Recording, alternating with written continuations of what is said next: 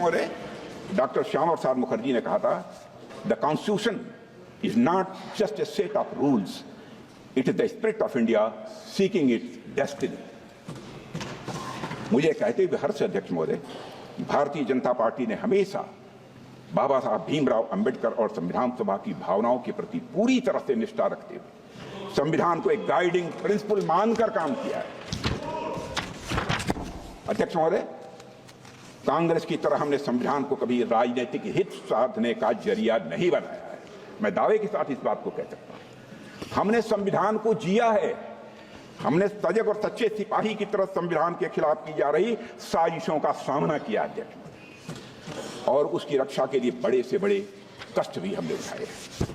2003 में जब श्रद्धेय अटल बिहारी वाजपेयी जी प्रधानमंत्री थे, तब हमने सुशासन को मजबूत करने के लिए 91वें संशोधन में मिनिमम गवर्नमेंट और मैक्सिमम गवर्नेंस की भावना से मंत्रिपरिषद के आकार को सीमित कर दिया था। इस संशोधन ने दल विरोधी कानून के तहत जरूरी बदलाव भी किए थे, ताकि भ्रष्टाचार पर लगाम लगाई जा सके और राजनीतिक स्थिरता को बढ़ावा मिले। अध्यक्ष महोदय, आप आजाद भारत का इतिहास देख लीजिए। कांग्रेस ने सिर्फ संविधान संशोधन ही नहीं किया है, बल्कि मेरा आरोप है दुर्भावना के साथ साथ धीरे धीरे संविधान को बदलने का प्रयास किया। पंडित जवाहरलाल जी नेहरू जब प्रधानमंत्री थे तो लगभग 17 बार संविधान में बदलाव किया गया।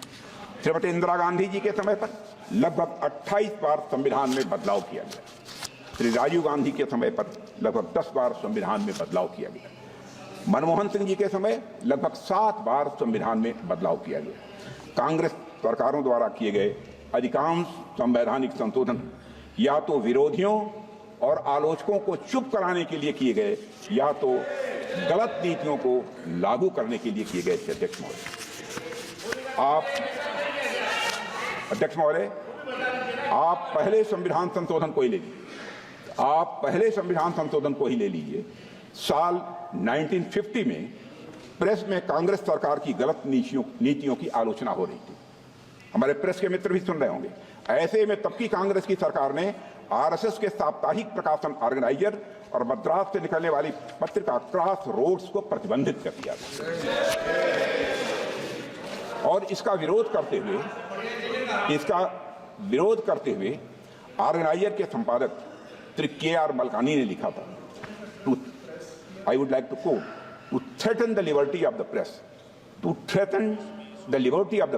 for the sole offense of the non-conformity to official view may be a handy tool for tyrants, but only a crippling curtailment of the civil liberty in a free democracy. A government can always learn more bona fide criticism of the independent thinking citizens than the fulsome flattery of the sultans. Salton का मतलब चापलूस होता है। अखिल अध्यक्ष महोदय, मलकानी जी और RSS ने, राष्ट्रीय स्वयंसेवक संघ ने सरकार के आदेश को सुप्रीम कोर्ट में चुनौती दी, और सुप्रीम कोर्ट ने सेंसरशिप आदेश को रद्द कर दिया और सरकार के निर्णय को असंवैधानिक घोषित कर दिया था। अध्यक्ष महोदय, आज संविधान का लाभ अलापने वाली कांग्रेस पार्टी ने सुप्रीम कोर्ट के आदेश का सम्मान करने की जगह मई 1951 में ही संवैधानिक संशोधन करके नागरिकों के freedom of speech and expression को कुचल दिया था। देश में पहला आम चुनाव भी नहीं हुआ था, कांग्रेस के पास कोई जनादेश भी नहीं था, लेकिन हड़बड़ी में पहला संविधान संशोधन कर दिया गया, जिससे आलोचकों को चुप किया जा सके और अभिव्यक्ति की आजादी को कुचला जा सके। अध्यक्ष महोदय, हम सभी जानते हैं कि संविधान निर्माण में बाबा साहब अंबेडकर की अग्रणी भूमिका थी, लेकिन बहुत कम लोग यह जानते हैं कि संविधान लागू होने के बाद कांग्रेस सरकार द्वारा मौलिक अधिकारों को कमजोर करने के प्रयासों के खिलाफ बाबा साहब हमेशा लड़ते रहे। जब कांग्रेस सरकार ने 1954 में संविधान में चौथा संशोधन लाकर मौलिक अधिकारों को कमजोर करने की कोशिश की, तो बाबा साहब अंबेडकर ने इसके खिलाफ कहा था। I would like to quote, I am sorry to say that this attitude of treating the fundamental rights with contempt, as though they were no consequence, that they could be trodden upon at any time, with the convenience of the majority or the wishes of the party chief is an attitude that may easily lead to some dangerous consequences in the future. And therefore I feel very sorry that even a matter of this sort, namely the infringement of or the deviation from fundamental rights, is being treated by the party in power as though it was a matter of no moment at all. Unquote. अध्यक्ष महोदय, कांग्रेस और उसके नेताओं के द्वारा नागरिकों के मौलिक अधिकारों को कुचलने की जिस एटीट्यूड की बात बाबा साहब ने की थी, कांग्रेस ने उसी एटीट्यूड को सत्ता में होने के दौरान बार बार दोहराया है।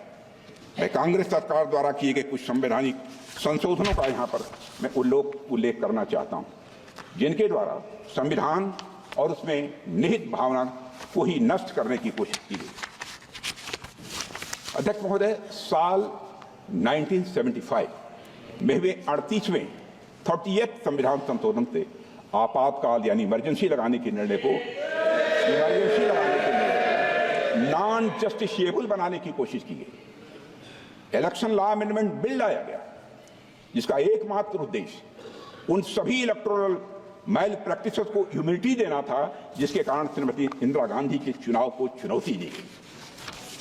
कल्पना कर सकते हैं अध्यक्ष महोदय, एक निंदनीय संशोधन जो अंततः लैप्स हो गया वह था 1976 में किया गया 41वां संविधान संशोधन विधेयक।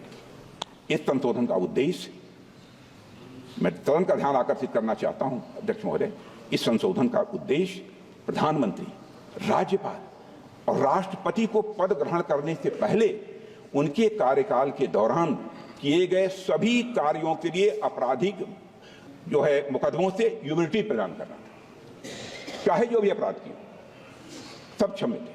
अध्यक्ष महोदय, इसका मतलब यह था सबसे जघन्य अपराध करने वाला व्यक्ति भी अगर एक दिन के लिए भी संवैधानिक पद पर बैठ जाए तो उसके सभी अपराध माफ। कैसे देश माफ कर सकता है? अध्यक्ष महोदय, संवैधानिक शक्तियों का दुरुपयोग यही नहीं रुका। 28 अगस्त 1976 को 42वां संविधान संशोधन पेश किया गया था, जिसमें प्रोविजंस थे कि किसी भी कानून की संवैधानिकता केवल 7 न्यायाधीशों द्वारा ही तय की जा सकती है और किसी भी कानून को केवल 2/3 बहुमत से ही रद्द किया जा सकता है। अध्यक्ष महोदय, क्षमा कीजिए, क्या यह सब एक तानाशाह द्वारा अपने निजी स्वार्थ के लिए संविधान को विकृत करने का यह भरसक प्रयास नहीं था? अध्यक्ष महोदय, बेसिक स्ट्रक्चर के सिद्धांत को नकारने के लिए 42वें संविधान संशोधन के द्वारा यह प्राविधान किया गया था कि आर्टिकल 368 के तहत किया गया प्रत्येक संवैधानिक संशोधन यह वैध होगा। जैसा कि आप जानते हैं कि आर्टिकल 368 के माध्यम से संविधान में संशोधन की व्यवस्था की गई है और संविधान में लोकसभा का कार्यकाल भी बढ़ाकर 6 साल कर दिया गया। अध्यक्ष महोदय, क्या यह पूरे संविधान को एक तानाशाह के उद्देश्यों की पूर्ति का एक माध्यम मात्र बनाने का यह षड्यंत्र नहीं था? क्या यह सब जनता को फिर से प्रजा बनाने की यह साजिश नहीं थी? अध्यक्ष महोदय, आज उसी पार्टी के लोग संविधान का इस्तेमाल दुष्प्रचार के लिए कर रहे हैं। आज उसी पार्टी के लोग जात के आधार पर जनगणना कराना चाहते, कराएं, हमें कोई आपत्ति नहीं, लेकिन मैं जानना चाहता हूं कि देश की जनता की आंखों में धूल झोंक कर राजनीति नहीं की जानी चाहिए। राजनीति करनी है तो जनता की आंखों में आंख डालकर राजनीति,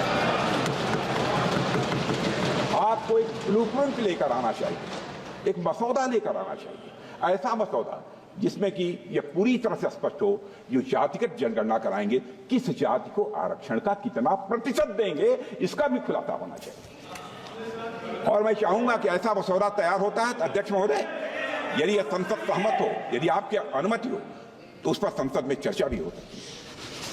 अध्यक्ष महोदय, देश को गर्व है कि हमारा संविधान आपातकाल और भ्रष्ट सरकारों के सामने भी मजबूती से खड़ा रहा है।